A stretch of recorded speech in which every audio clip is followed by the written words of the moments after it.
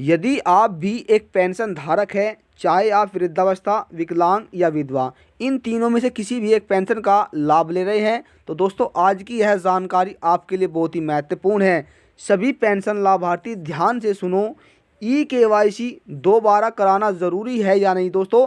अब आपको एक साल में ई-केवाईसी कितनी बार करानी होगी, तभी आप 3,000 रुपये और 45 रुपये जो पेंशन है वो आप ले सकेंगे। अब भविष्य में केवल इन्हें मिलेगी पेंशन।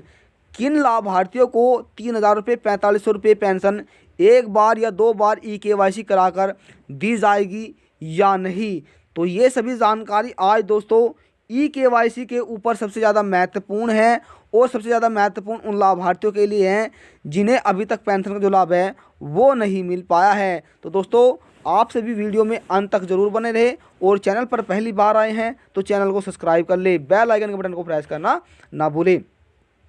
केंद्र सरकार और राज्य सरकार द्वारा चलाई गई पेंशन योजना के तहत करोड़ों पेंशन धारकों को इसका लाभ दोस्तों दिया जाता है। यदि आप भी एक पेंशन लाभार्थी है और आप सरकार द्वारा वृद्धा पेंशन योजना, दिव्यांग पेंशन योजना, विधवा पेंशन योजना, दिव्यांग पेंशन योजना का लाभ ले रहे हैं, तो दोस्तों आपको अपनी ई-केवाईसी करानी ज़रूरी है या नहीं? आपको साल में दोस्तों कितनी बार आपको अपनी ई-केवाईसी करानी होगी जिसके तहत आप अपनी पेंशन ले सकते हैं? तो दोस्तों हमारे पास 2 से 3 दिन हो गए हैं दोस्तों, एक व्यूअर की कमेंट आई थी कि सर हमें साल में कितनी बार ई-केवाईसी करानी है। तो अब हम आपको बताने जा रहे हैं कि आपको साल में 1 बार या फिर 2 बार ई-केवाईसी करानी पड़ेगी। तो सरकार द्वारा पेंशन धारकों को अलग अलग राज्यों के हिसाब से पेंशन दी जाती है दोस्तों। किसी राज्य में कम और किसी राज्य में ज़्यादा अधिक पेंशन दी जाती है। यदि आप हरियाणा, पंजाब, राजस्थान, उत्तर प्रदेश, महाराष्ट्र, मुंबई, गुजरात, तमिलनाडु, दिल्ली, बिहार, छत्तीसगढ़, मध्य प्रदेश, भारत के दोस्तों किसी भी राज्य से हैं, चाहे आप जम्मू कश्मीर, असम, मेघालय, आप भारत के किसी भी राज्य से हैं, तो आपको दोस्तों अपनी जो ई-केवाईसी है वो करानी होगी। यानी आपको अपनी ई-केवाईसी कराकर ही आप अपनी जो पेंशन है वो ले सकते हैं। तो दोस्तों आपके लिए अपनी ई-केवाईसी कराना जो है वो आवश्यक हो गया है और आपको एक बार ई-केवाईसी जो है वो कराना ज़रूरी है। यानी आपने अपनी पहले ई-केवाईसी करा दी है तो फिर आपको अपनी ई-केवाईसी कराने की कोई आवश्यकता नहीं है। अब ई-केवाईसी का दोस्तों पेंशन में क्या महत्व है, क्या यह रोल निभाता है?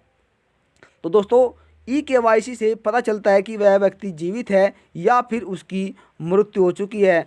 कुछ राज्य दोस्तों वहीं ऐसे हैं जिनमें से दोस्तों बहुत से पेंशन धारकों की मृत्यु हो गई है। अभी दोस्तों घटना घटित हुई थी उत्तर प्रदेश के दोस्तों हाथरस ज़िले में। यहाँ पर 45,000 जो लाभार्थी है यानी जो मृदा है, जो मृत्यु हो चुकी है, वो उनके बैंक खाते में सरकार द्वारा जो पैसा है वो ट्रांसफ़र किया जाता है। इस अपात्रता को रोकने के लिए सरकार की तरफ से एक खास कदम उठाया गया है जिसके तहत अब जो सरकार द्वारा जो पहले पैसे दोस्तों जिन पेंशन लाभार्थी की मृत्यु हो जाती थी और सरकार द्वारा जो पैसा भेजा जाता था वह यूं ही वेस्ट ज़्यादा था, जिसके कारण कोई भी व्यक्ति इसका लाभ प्राप्त नहीं कर सकता था।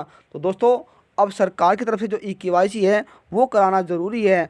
अब जानकारी के लिए दोस्तों आप बता दें कि आपको अपनी ई-केवाईसी कितनी बार करानी पड़ती है। यानी आपको साल में 1 बार या फिर 2 बार। तो दोस्तों सरकार की तरफ से 2 बार का कोई नियम नहीं बनाया गया है, आपको सिर्फ 1 बार ही अपनी ई-केवाईसी करानी है। और यदि दोस्तों आपको अपनी लिस्ट जो है 2022-23 2024 है, यदि आपका नाम उस लिस्ट में शामिल है तो आपको अपनी ई-केवाईसी कराने की कोई आवश्यकता नहीं है। लेकिन कुछ लाभार्थियों के मन में दोस्तों ये भी सवाल होगा कि हमारी पेंशन तो नहीं आई लेकिन दूसरों की जो पेंशन है वो सरकार द्वारा जारी कर दी गई है।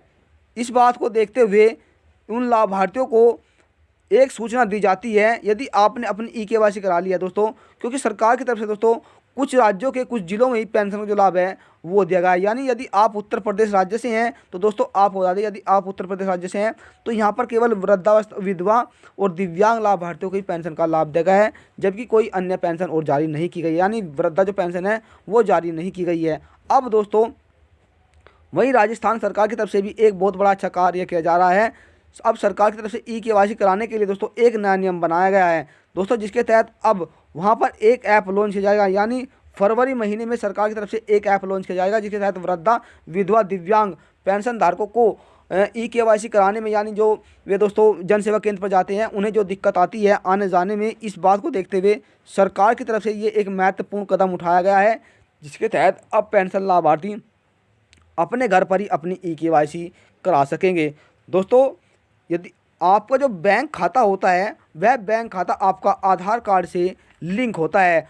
आधार कार्ड से जब आपका लिंक हो जाता है, तो यहाँ पर जो आपकी ई-केवाईसी है दोस्तों, जब आप अपनी ई-केवाईसी करा लेते हैं, तो फिर आपका जो खाता है दोस्तों, वो यहाँ से अपने बैंक से जुड़ जाता है ऑटोमेटिकली। उसके बाद दोस्तों, यदि आपको अपने बैंक में दोस्तों आधार कार्ड अपडेट करना है, तो वहाँ पर जाकर आपको अपना बैंक अपने खाते में दोस्तों अपडेट कर देना है, जिससे जो पेंशन है वो आपकी न रुके और आपको हमेशा लाभ मिलता रहे। तो किन लाभार्थियों को दोस्तों अपने क्या कराना होगा? जिन लाभार्थियों का लिस्ट में नाम शामिल नहीं है और जिन्होंने अपने पहले ई-केवाईसी नहीं कराई है, तो उन्हें अपनी ई-केवाईसी करानी होगी। और जिन लाभार्थियों को पहले लाभ मिल चुका है, तो उन्हें कोई आवश्यकता नहीं है कराने की। इस तरह जो अपनी पेंशन है, चाहे आप भारत के किसी भी राज्य से हैं दोस्तों, आप इस पेंशन का जो लाभ है वो ले सकते हैं। तो दोस्तों, यदि आपने अपनी पेंशन नहीं बनवाई है, तो आप जल्द से जल्द अपनी पेंशन बनवा लें। यदि जिस राज्य में रहते हैं, उसके वहाँ पे आपको उन राज्यों के जो डॉक्यूमेंट है वो वहाँ से लेकर आप अपनी जो पेंशन है वो बनवा सकते हैं और सरकार द्वारा चलाई गई योजना का जो लाभ है वो प्राप्त कर सकते हैं। तो दोस्तों, आशा करते हैं कि आपको इस वीडियो में संपूर्ण जानकारी प्राप्त होगी। यदि जानकारी से लेकर आपके मन में कोई सवाल है, आपकी कोई राय है, तो आप हमें कमेंट के माध्यम से जरूर बताइएगा। वहाँ पर आपको सभी सवालों का जवाब दिया जाएगा। और जानकारी अच्छी लगे तो दोस्तों वीडियो को लाइक और शेयर कर दे। आपके एक लाइक से दोस्तों हमें बहुत ही अधिक मोटिवेट मिलता है। फिर एक नई जानकारी के साथ, तब तक के लिए जय हिंद, जय भारत।